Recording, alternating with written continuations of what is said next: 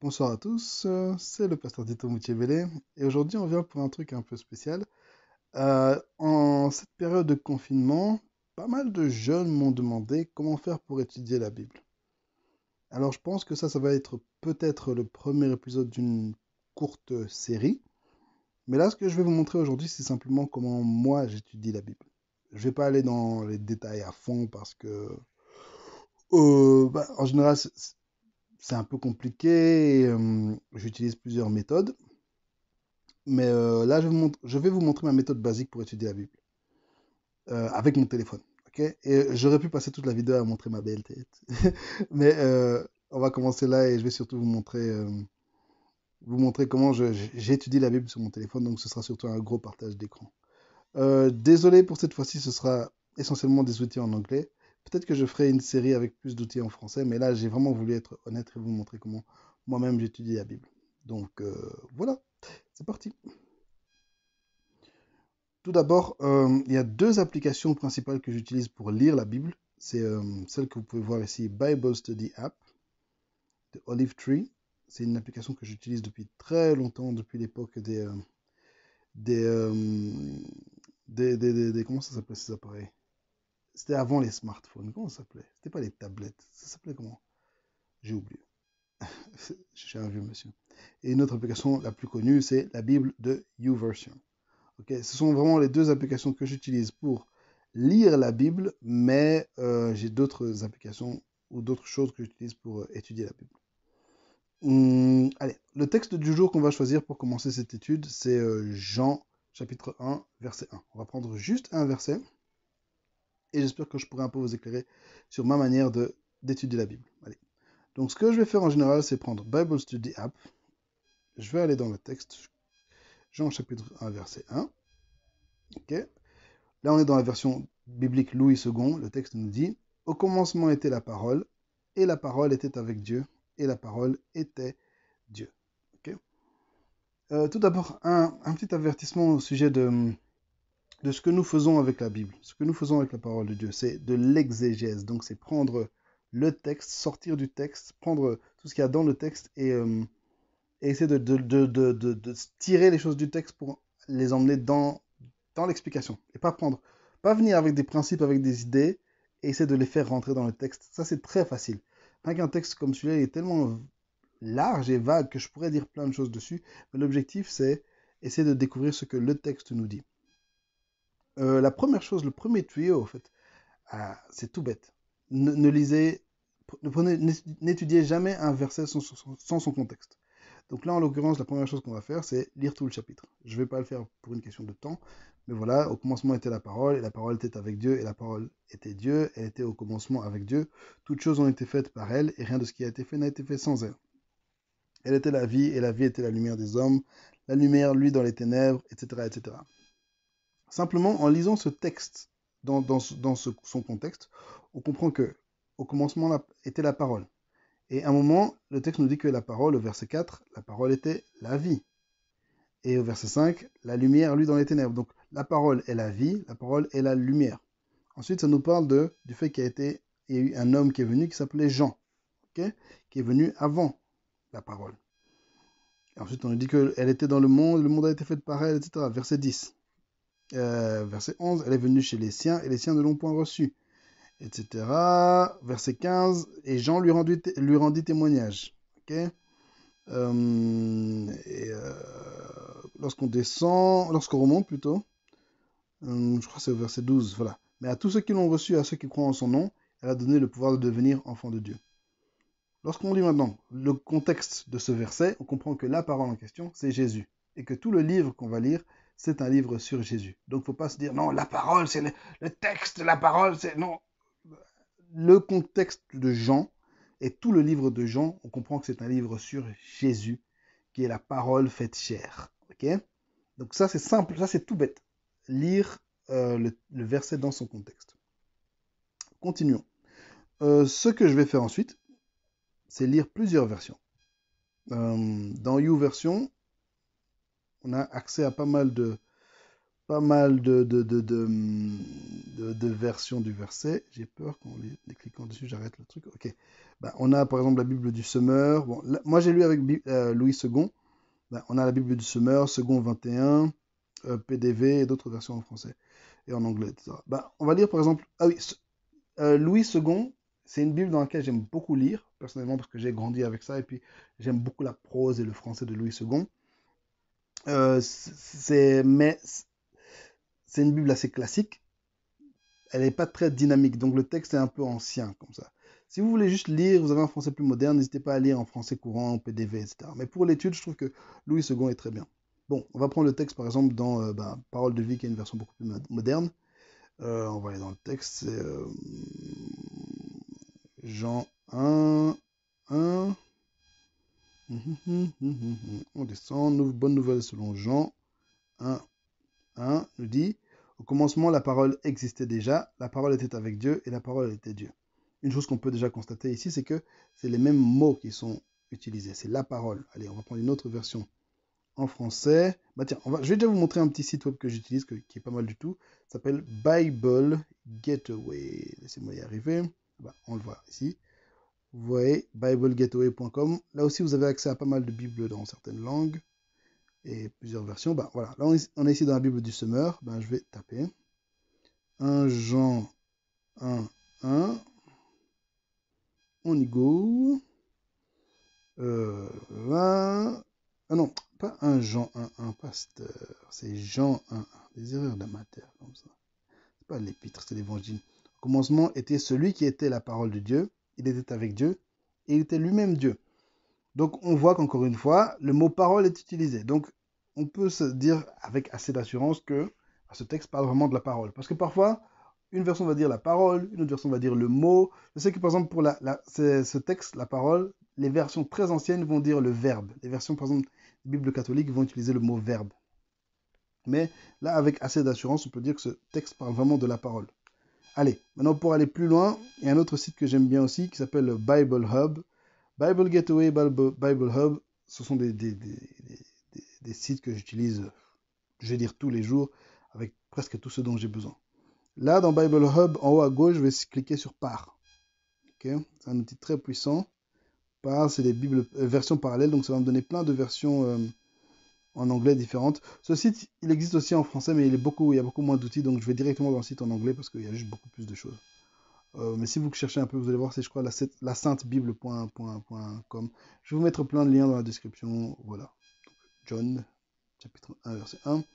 In the beginning was the Word, and the Word was with God, and the Word was God. Vous voyez, en français on dit parole, et en anglais c'est the Word. New Living Translation. In the beginning the Word already existed, the Word was with God, and the Word was God. En English Standard Version. In the beginning was the Word, and the Word was with God, and the Word was God. Vous voyez qu'il y a déjà plusieurs versions. C'est essentiellement la même chose qui est dite. Ce qu'on peut faire, c'est par exemple prendre une version très classique qui est la King James, qu'on voit ici. In the beginning was the Word, and the Word was with God, and the Word was God. Désolé pour mon vilain anglais, je suis fatigué. Très bien. Alors, on va voir s'ils n'ont pas une version un peu plus bizarre. Qu'est-ce qu'ils ont comme version en anglais? Ah non, on voit que c'est... Voilà. Un truc par rapport à ces sites que j'utilise et tout ce que je fais, c'est des outils gratuits. Lorsqu'on va dans les outils payants, il y a beaucoup plus de Bibles, beaucoup plus de commentaires, beaucoup plus de ceci, de cela. Mais je ne suis qu'un simple pasteur des jeunes. Je n'ai pas encore un budget de recherche pour la Bible, mais un jour, qui sait, cling, cling. Ok, mais voilà. Et je sais que je m'adresse à des jeunes, donc les outils gratuits, j'imagine que ça vous intéresse. Ok, donc là, on a déjà cette idée que...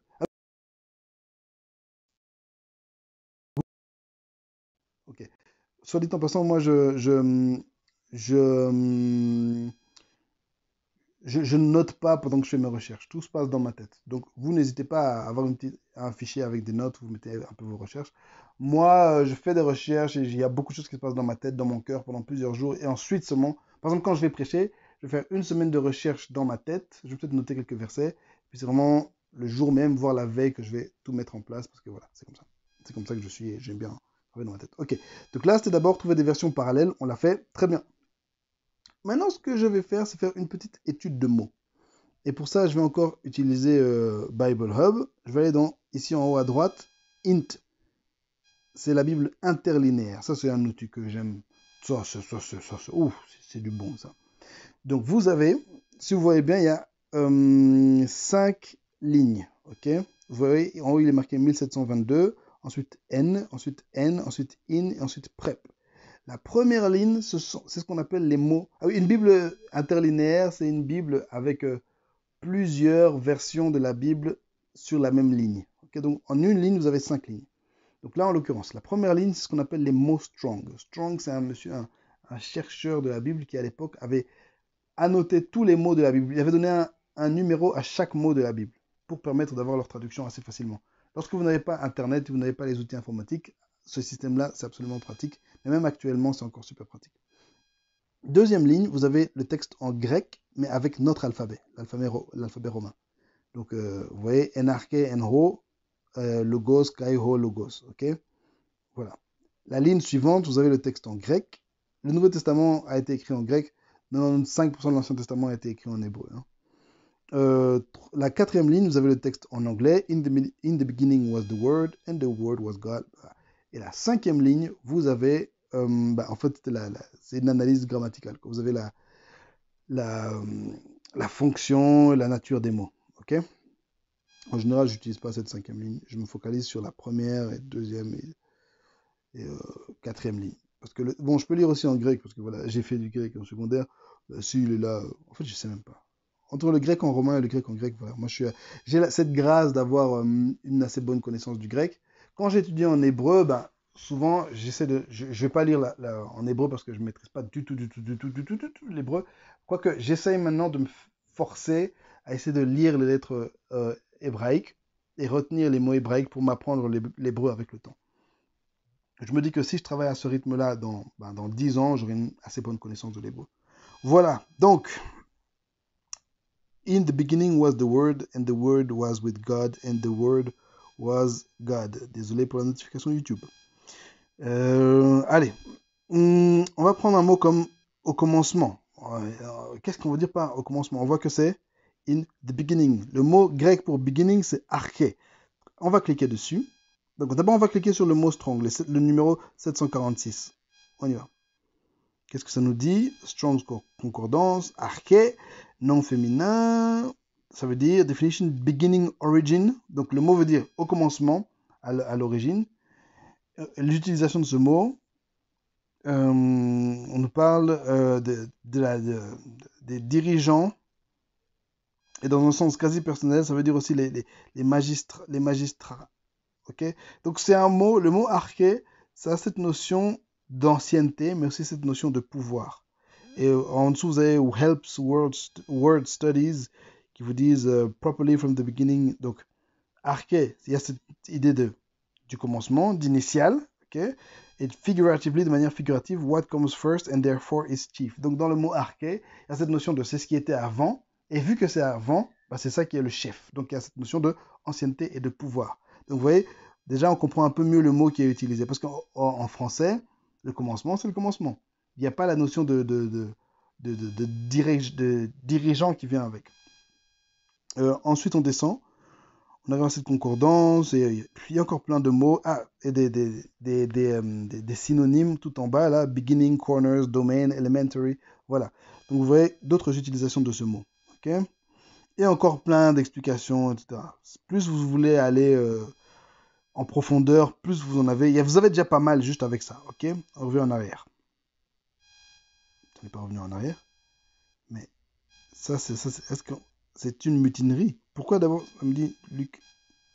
En fait, ça, c'est quoi ça? Qu'est-ce qui se passe maintenant ici? Mais, ok. Ouh, dis. Ne fais plus jamais ça, Bible. Ok. Maintenant, je clique sur le mot arché.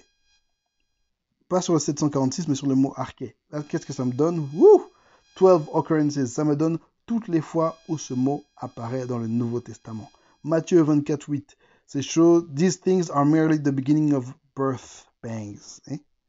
Ces choses sont seulement le commencement de birth pains, des souffrances de la naissance. Marc 1.1, le commencement de l'évangile de Jésus. Marc 13.8, etc. Donc là, ça me donne toutes les utilisations de ce mot grec dans le Nouveau Testament. Et là, vous allez voir qu'effectivement, il y a des fois, notamment j'ai vu ça où? Luc 20.20,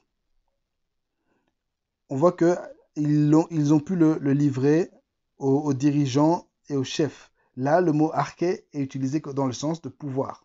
Ok.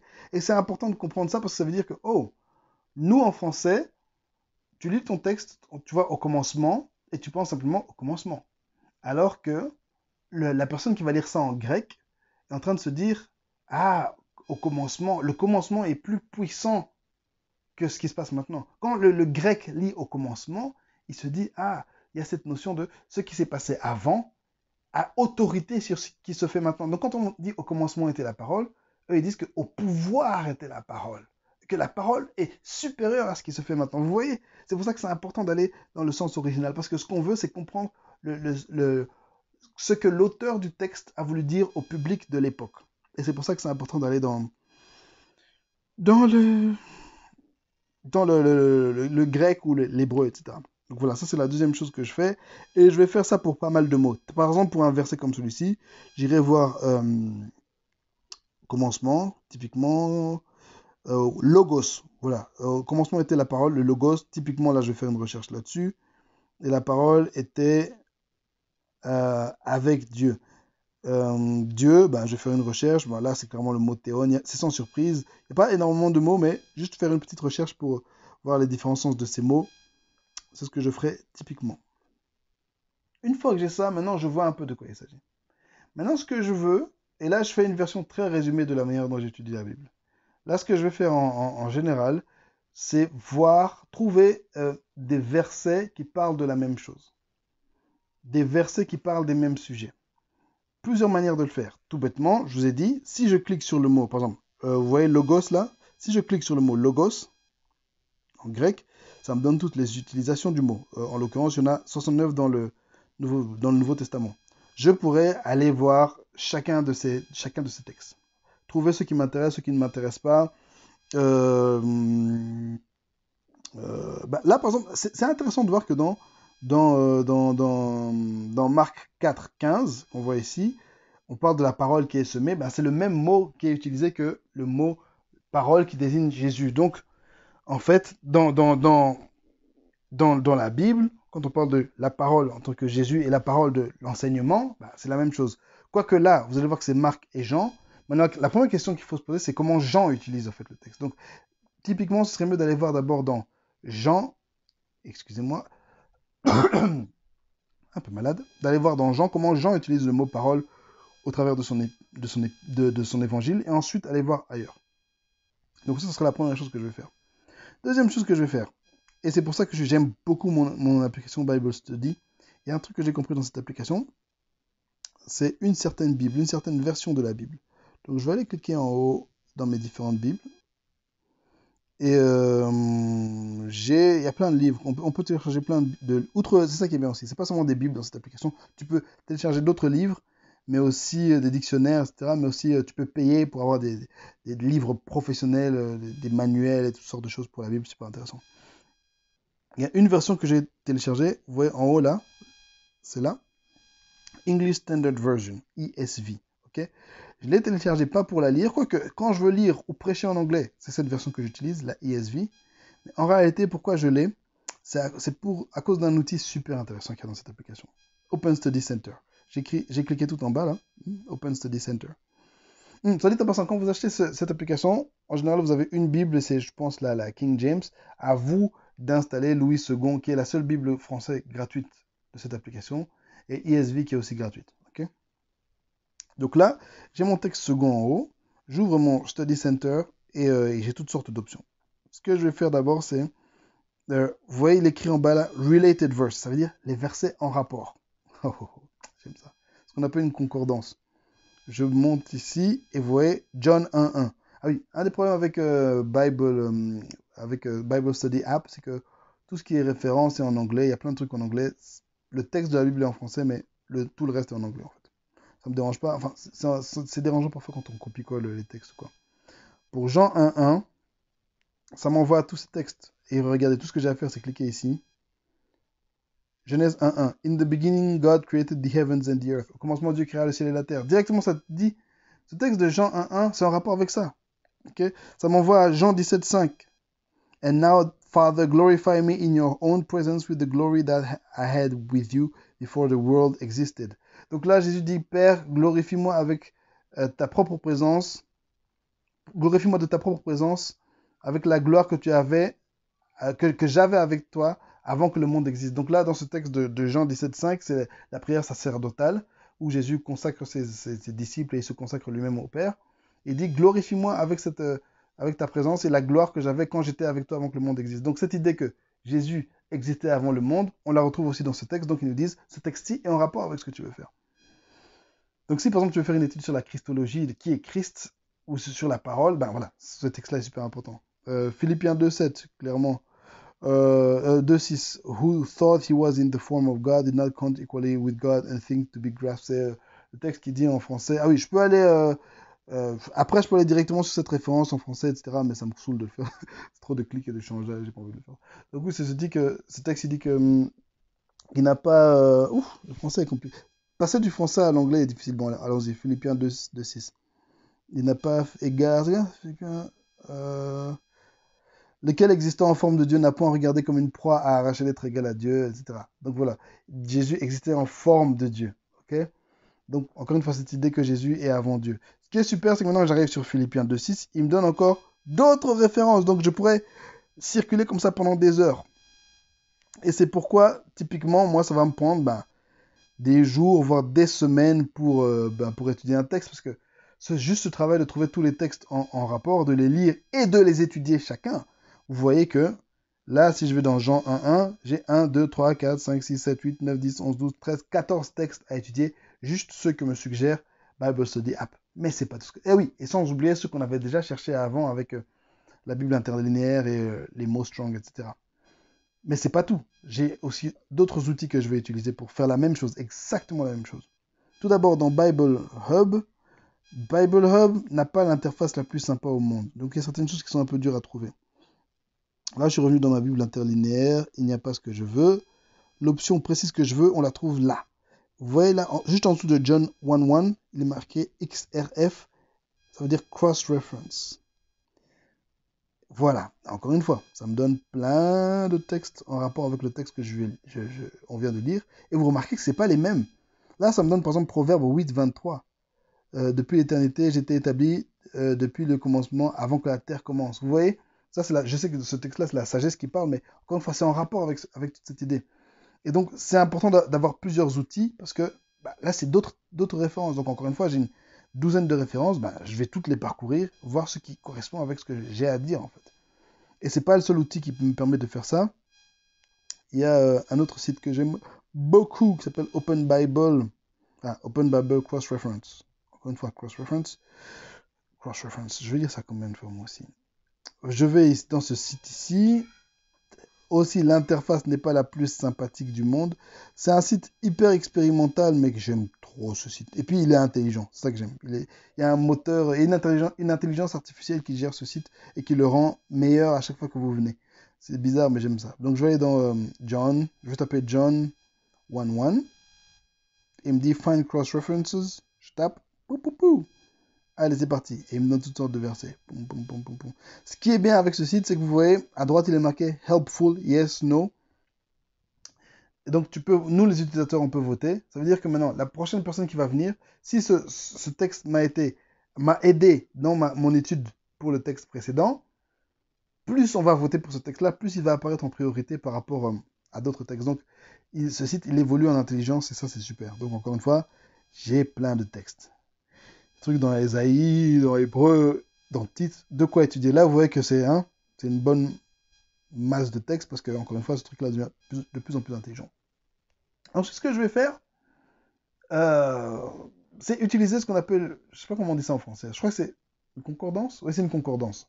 Mais en anglais, on appelle ça une topical Bible. Soit dit en passant, concordance, cross-reference, topical Bible, en français et en anglais, c'est pas exactement les mêmes mots. Parce que ce qu'on appelle nous en français une concordance, les Américains vont appeler ça topical Bible. Non, ils vont appeler ça cross-reference. Ce que eux vont appeler une concordance, nous on va appeler ça un dictionnaire biblique, je crois. Je suis fatigué, on est dimanche soir, il est 20h30, comme vous pouvez le voir. Donc là, ce que je vais faire, c'est aller dans Topical. On est toujours dans Open Bible. Là, ce que je vais faire maintenant, c'est taper. Là, en fait, vous voyez que cette fenêtre nous dit What does the Bible say about? Qu'est-ce que la Bible dit sur? Là, vous avez l'alphabet en haut, hein, donc j'aurais pu taper, tapant sur S, ça me donne toutes sortes de sujets, salary, sales, salt, salvation, blablabla. Moi, ce que je veux, c'est the word. Donc, je vais taper the word. Poum. Allez. Poum. Désolé pour les bruitages, je me suis emballé. Et ça me donne plein de textes. Plein de textes. Tous ne sont pas cohérents, mais là, par exemple, ça vous dit que le premier, Hébreux 4.12, a 119 helpful votes. For the word of God is living and active, sharper than any two-edged sword. Donc ça, c'est ce texte d'Hébreux qui nous dit que la parole de Dieu elle est vivante et qu'elle est elle est plus aiguë qu'une épée à double tranchant qui perce l'os et l'âme, etc. Super intéressant. Donc là maintenant, je peux faire une recherche sur le sujet du texte ou sur le sujet de la prédication ou quoi que ce soit. Ça peut être pour mon étude personnelle, ça peut être pour... Parfois, c'est juste que je suis tombé sur un verset que je trouve curieux, ou un verset que je trouve intéressant, un verset qui m'a nourri, un chapitre que je trouve intéressant, ou bien parfois je suis en train de lire un livre. C'est pour ça que moi, par exemple, là on est en train de faire la Bible en un an avec les jeunes de mon église. Je galère parce que moi, j'aime pas lire juste un texte et puis, ah, c'était bon. Non, quand ça m'intéresse, j'ai envie d'aller en profondeur et de faire ça pour chaque partie qui m'intéresse. Donc ça me prend beaucoup de temps. Donc voilà, ça prend énormément de temps. Et mon professeur Malone à Beulah Heights University, qui nous avait appris l'Ancien Testament, il nous avait conseillé de faire cette méthode-là. Et la chose qu'il nous a demandé de faire en dernier, et je comprends, avant je ne comprenais pas, maintenant je comprends mieux, c'est une fois que vous avez fait tout ça, vos recherches personnelles, ce que vous pouvez faire maintenant, c'est enfin d'aller lire des commentaires bibliques. Et le faire en dernier. Parce que c'est pas juste une question d'aller lire ce que quelqu'un d'autre a dit, puis dire ah merci, c'est intéressant. Non, non, non, non, non. C'est à toi de plonger dans la parole, d'utiliser les outils, de faire le travail, de laisser le Saint-Esprit te révéler des choses par rapport à ce que sa parole lui dit, et ensuite aller voir si ça correspond à ce que les érudits, les scientifiques disent. Et c'est là où tu trouveras beaucoup de surprises. En général, moi j'ai remarqué que ce que je trouve en général, c'est en accord, mais souvent tu vas voir que dans tes recherches, tu vas trouver des trucs en plus, des petites choses en plus que ce que les érudits disent. Bon, les commentaires qui se trouvent sur ce site, c'est des commentaires gratuits encore une fois, donc c'est pas les meilleurs commentaires, les plus performants, les plus récents, les plus blablabla, mais ils sont super intéressants et ils sont de nature assez diverse. Donc voilà, par exemple, là, ce commentaire de Elliot, il commence par analyser la première phrase, in the beginning, et il fait toute une référence au mot hébreu Bereshit, et voilà, toute une analyse de mots, du mot père, et la conception mosaïque du mot commencement, est super. Donc il fait une analyse de section du texte par section du texte, d'une certaine manière, en rapport avec surtout l'utilisation linguistique et philosophique je suis fatigué, des mots dans la langue hébraïque. Celui-ci commence par une intro à Jean. McLaren's Exposition commence par une intro à Jean. Voilà, il dit plein de trucs intéressants là-dessus. Donc tous les commentaires sont assez différents. Voilà, ça c'est un de ces commentaires qui va vraiment faire une analyse du grec, de la construction des phrases, du vocabulaire. C'est le commentaire de Benson. Et vous allez voir que pour chaque truc, vous avez une masse de commentaires. Et typiquement, quand je vais faire une étude, je vais lire tout ça. Je vais lire. Et puis je vais aller dans la bibliothèque de mon père et lire tout ce que je peux trouver aussi. Donc voilà, c'est comme ça que j'étudie la Bible. Maintenant, ça c'est par rapport à l'étude de la Bible. Par rapport à la méditation de la Bible, je pense que ça demanderait un autre épisode. Ça, on a déjà fait 30 minutes, c'était assez long. Mais je pense que, waouh, ça m'a pris 30 minutes pour une étude fictive. Donc je pense vraiment que quand j'étudie la Bible, ça me prend des heures. Voilà, j'espère que ça vous a aidé. J'espère que ça a été utile pour vous. En tout cas, moi, j'ai aimé, désolé, confinement. J'ai aimé passer ce petit moment avec vous pour vous apprendre la Bible. Voilà. Donnez-moi quelques commentaires. N'hésitez pas à partager ça autour de vous. Si vous en voulez plus, si vous avez des questions, des commentaires, vous avez les commentaires. Si vous avez des suggestions pour d'autres études bibliques ou d'autres tutoriels du genre, sans doute pas sur mon téléphone, mais peut-être, je sais pas. Enfin, j'en suis peut-être aussi sur mon téléphone. Là, je vous ai vraiment montré pratiquement comment moi je fais. Okay, c'est vraiment comme ça que je fais, avec les outils que je fais. Comme je vous ai dit, je vais sans doute en faire un avec juste des outils francophones, parce que je sais que certains sont en train de se dire, mais on ne comprend pas tout ça. Et je comprends totalement, d'accord? Moi, j'ai étudié la Bible en anglais parce que voilà, j'ai étudié dans une université américaine, vous comprenez. Voilà. J'espère que ça a été intéressant pour vous. Que Dieu vous bénisse et bye bye. C'est le pasteur Tito Moutibélé. Abonnez-vous, partagez, partagez, partagez, partagez. Et à mon PayPal aussi, si vous voulez un peu semer dans les ministères. Ah oui, et si vous voulez m'inviter pour faire ce genre de choses dans votre église, dans votre groupe de jeunes, dans votre Zoom, parce que c'est le confinement. Les gars, je suis là. Bye bye.